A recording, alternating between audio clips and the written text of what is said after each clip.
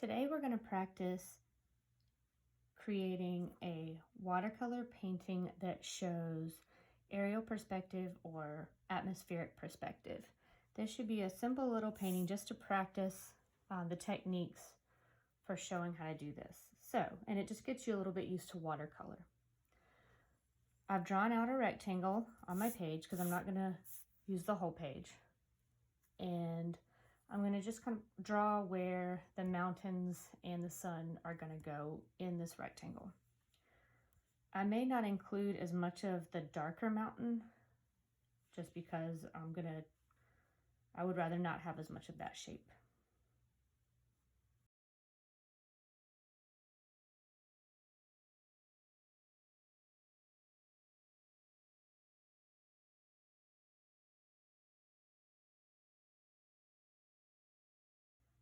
Now that I've got all of the basic forms drawn into the picture plane, I'm going to start using watercolor. So this is what I have available right now. I have one paintbrush, I have an 8-color watercolor set, and I have 2 cups of water. So 1 cup of water will be to rinse out the immediate color that I'm using. And then the second cup of water will, that one I'm going to try to keep more clean so that I can mix it with my colors without dirtying up the color. I also have a paper towel to wipe any extra water or other color off on. So I'm going to begin with the sun because it's kind of the lightest thing that's in the background. So I want to go ahead and get that color. So one thing that you should know about watercolors, since this is the first time we've used them in class, it's dried pigment that you add water to. The more water that you add, the lighter the value of that color will be. And the less water you add, the darker and more saturated it will be.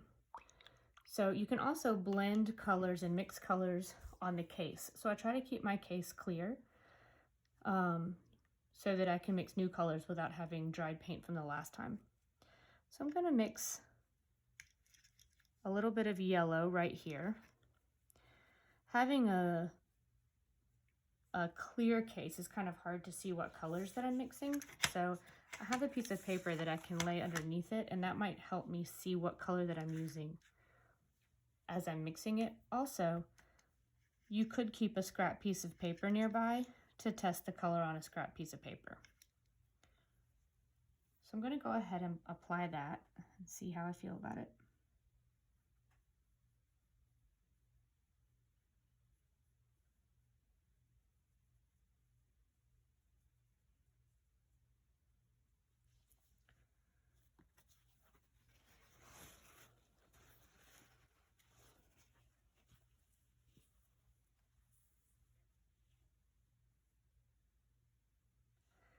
The sun gets a little bit darker where it comes towards the mountains, and I like the way that happens in the picture.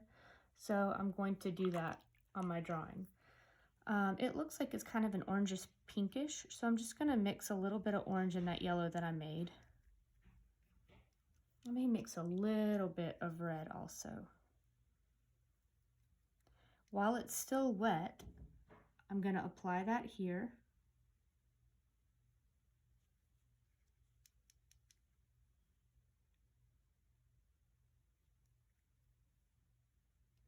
And anytime something's not working, you don't like it, you can have that paper towel handy to blot it. And you can pull some of the color up.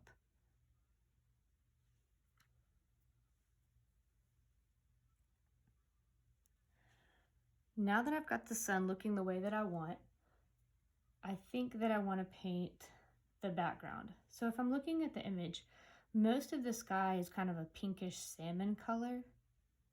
And then that pinkish salmon color comes up again down here behind this little mountain. And I'm trying to decide, do I want to color all of the sky that pinkish salmon color first and then color the mountains? Or do I want to include that pink all the way down to here and then paint the mountains on top of it? I think that if I paint the whole thing that salmon color and then paint the mountains on top of it, the value and color of those mountains are dark enough that it will cover up that salmon color pretty well. And in some areas, I think it'll look nice if the salmon is blending in with the mountain color. So I think I'm going to extend the pink from here all the way down here and just cover up the mountains and go back into the mountains later. If I were to do that at this time, it would bleed into the sun that I've painted. So I need to wait for the sun to dry before I do that.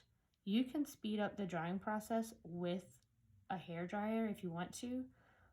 The only thing that I suggest about that is be careful. If you have a lot of pigment or a lot of water in an area and you're trying to dry it with a hairdryer, you could blow that color and that pigment out of the shape that you placed it in. So it might bleed a little bit that way too. So just be careful with that. For now, I'm gonna go and work on something else that I need to do, and then I'll come back when this is dry and keep working.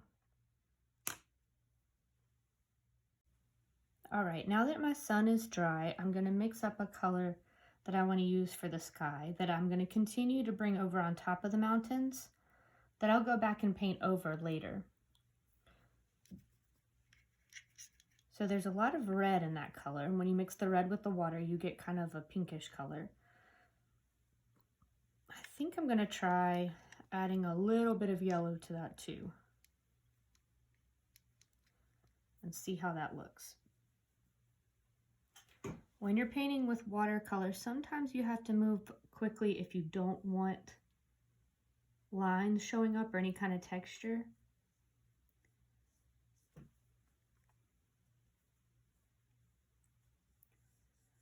I try not to obsess over that too much though. Also, it's important to know that if you paint over the same area over and over again, especially if the quality of the paper is not that good, your paper can start to kind of crumble and eventually you can get a hole in it. So you have to be careful with that.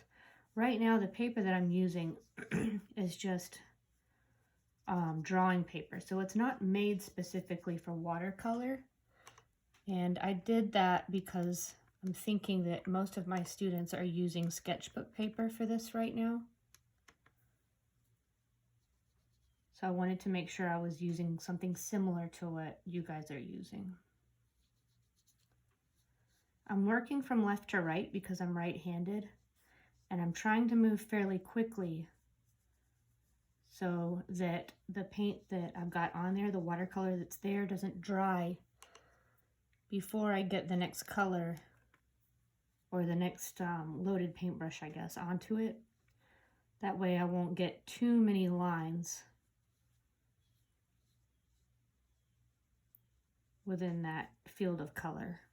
So you can kind of see like a little line there from where that dried a little bit before I was able to get to it.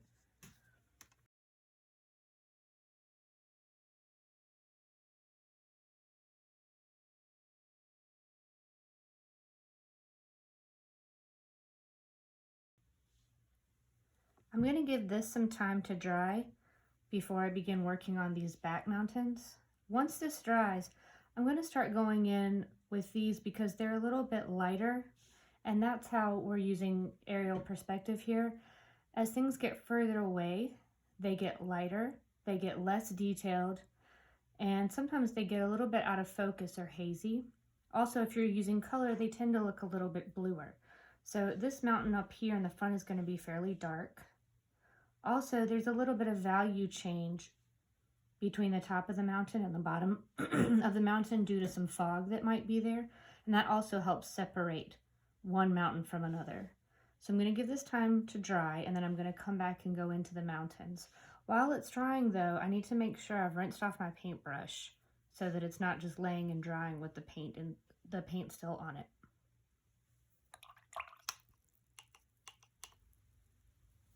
All right, now that the sky is dry, I'm going to start going in with the mountains in the background.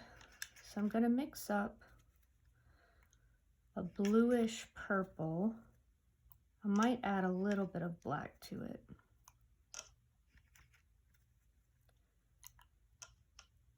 The blue that I have in this set is kind of a greenish blue, which is a little bit difficult to work with. So I'll probably add more black because of that.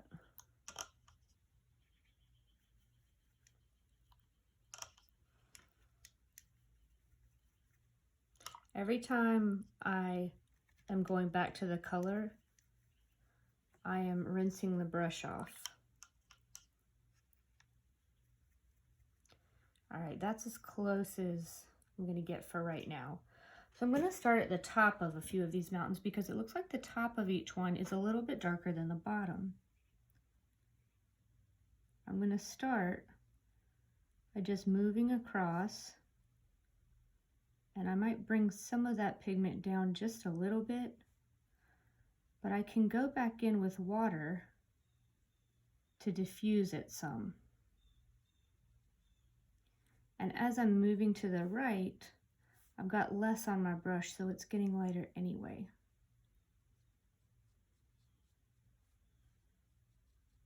Now I can blend this color down by just adding some water as soon as I spread some of this out just a little more.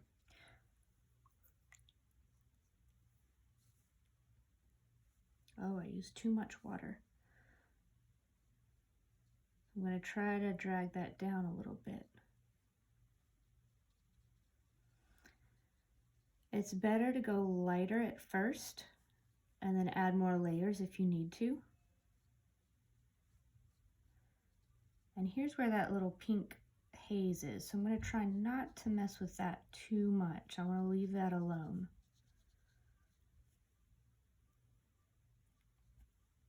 Be careful, I had like a drip of water hanging down here from when I rinsed it off, and it was about to drip right into my brush, and that would have landed a big drop on my paper, so be aware of that too.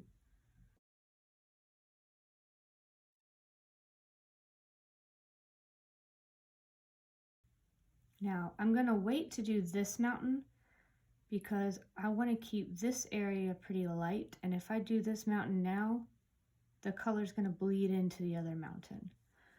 This area, I kind of left the background color, that pink, so I think I'd be pretty safe to do this one.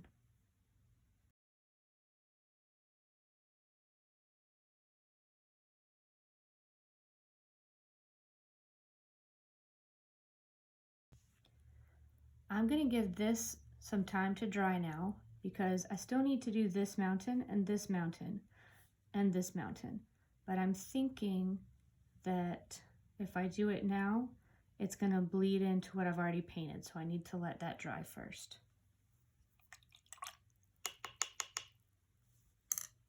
Now that it's dry, I'm going to work on this mountain and then these two back here. These two back here are lighter than this one. They're further away also. So I'm going to try to use a little bit more water with the color that I mixed.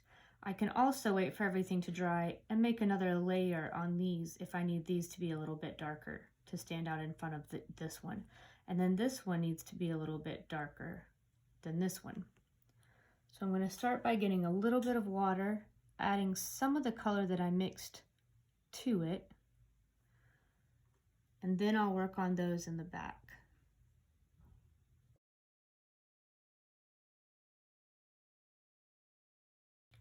Now I'm going to go in and add maybe a little bit more pigment to the color that was already mixed,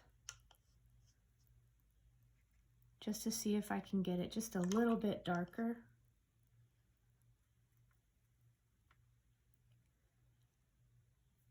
And start working on this mountain. Oh, I have a drop of water that's about to fall.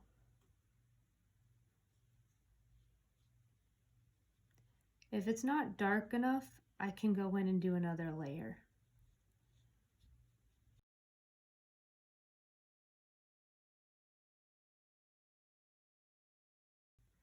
And now I'm just adding water down here at the bottom to blend it so it's lighter as it comes to meet this other mountain.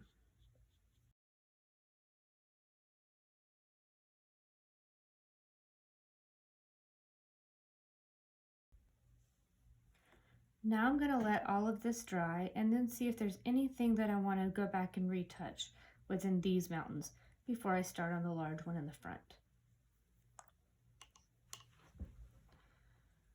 Okay, I am ready to work on this mountain, and I think I do want the top of this mountain to be a little bit darker also.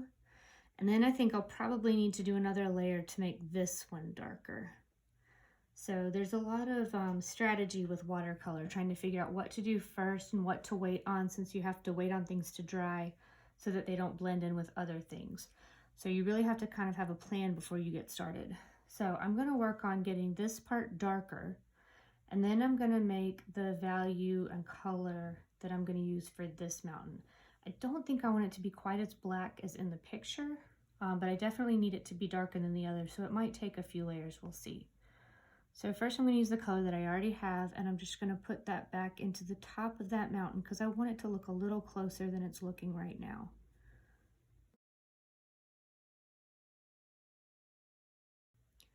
Now I'm going to mix up what I'm going to use for this front mountain. I think I'm just going to go ahead and mix it on the color that I've got going on here.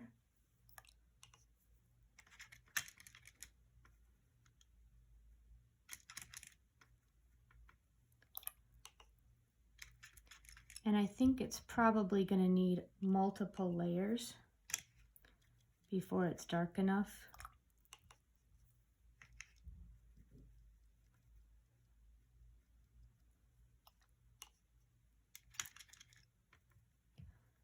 All right, I think I've got enough color mixed up. I'm going to go ahead and add it. And it's going to be a lot lighter than I want it to be at the end. So I'm going to paint one layer on now and then let it dry and go back in with another layer later.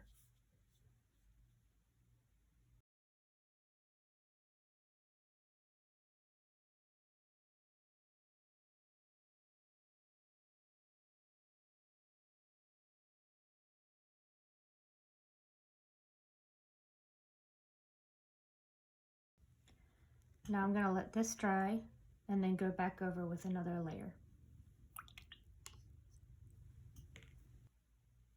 All right, now that things are dry, I'm going to look at some of the colors really quickly before moving on. When we've talked about aerial perspective, we've talked about how things get bluer as they move away. And right now, my mountains are more of a warmer color than this mountain right here. This one's more blue.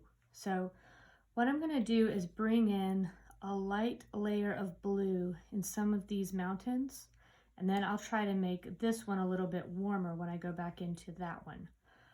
But when I go in with the blue one right here, or the blue right here, I'm going to let that dry first so it doesn't bleed. So in a different place on my case, I'm just going to mix some light blue. I hesitate in doing this just because of how green this blue is.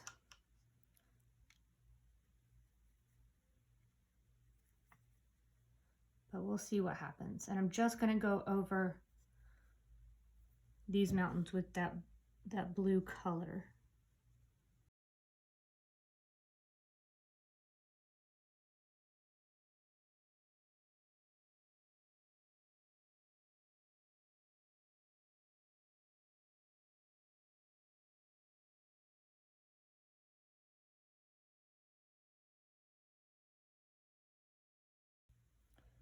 I'm going to give that a little bit of time to dry, and then I'm going to go back in with this mountain and give it a little bit of a warmer value. Okay, now that everything's dry, I'm going to go back into this mountain again, and this time I'm trying to get some warmer tones to it. So I'm going to mix up a little bit of black and a little bit of red.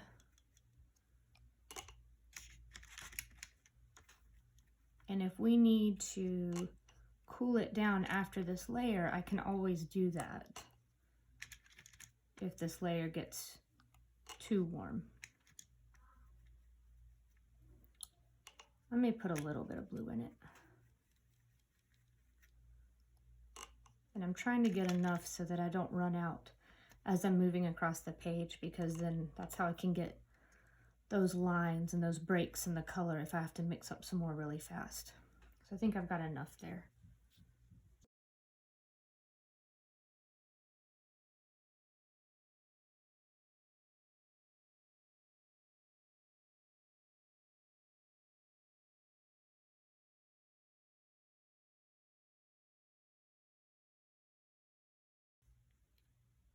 I'm going to let that dry and then come back and see what needs to happen next. All right, now that things are dry, I can get another look at this.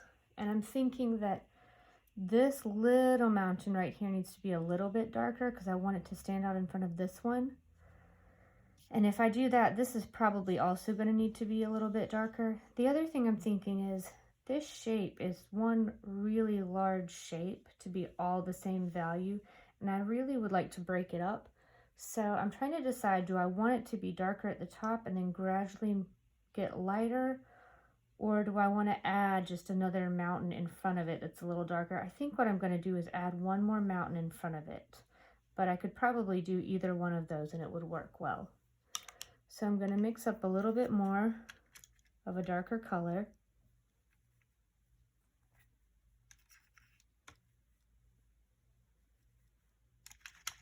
And then I'm just going to add one more mountain kind of in the front.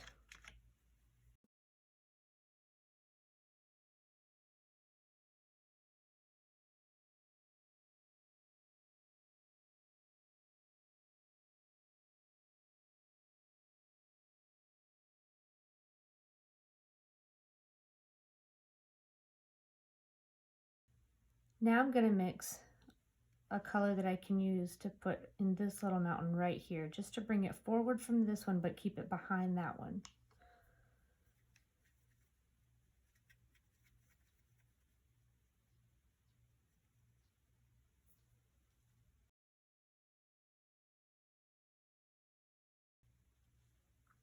Now I'm going to let that dry and we'll see if it's finished. Now that it's had time to dry, I'm looking at it, I'm thinking this little area right here seems to be coming forward, and there's several different things I could do.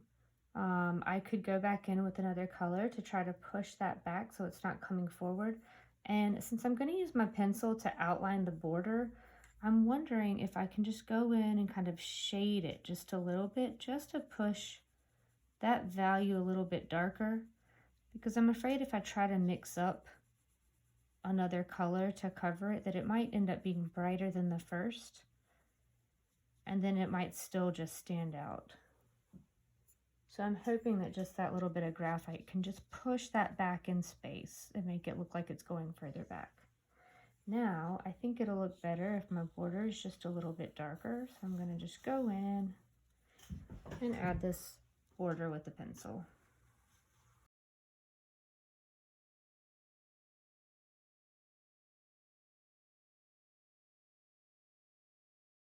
And that is one way to use watercolor to show aerial perspective in a landscape.